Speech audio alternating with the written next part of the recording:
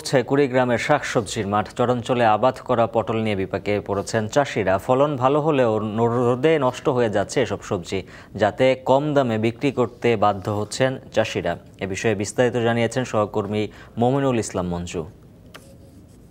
কুড়িগ্রামে খরার প্রভাব পড়েছে শাকসবজি আবাদে।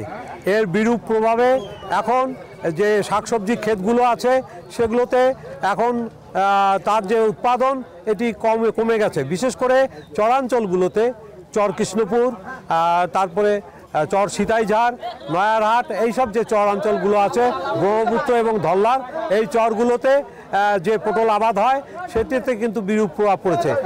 কেননা এই চরাঞ্চলের জমিতে সেচ দেওয়ার কোনো উপায় নেই, কারণ সেচ দেওয়ার সাথে সাথে পানি সেটা শুষে নিচ্ছে, যার ফলে সেচ দিয়েও কোনো কাজ হচ্ছে না। আর এর ফলে বৃষ্টি না হওয়ার কারণে এই পটলগুলো এখন ধরছে কম, বাড়ছে কম, রঙও খারাপ হচ্ছে, যার ফলে বাজারে এর বিরূপ প্রভাব পড়েছে। আমি এখন আছি জসিমউদ্দিনের মোড়ে দাঁড়িয়ে।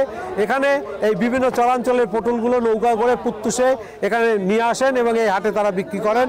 তো এখানে আজকে পটল বিক্রি হচ্ছে 1100 থেকে 1150 টাকা মন দরে, অথচ গতকাল এটা বিক্রি হয়েছে 1200 থেকে 1350 টাকা মন দরে।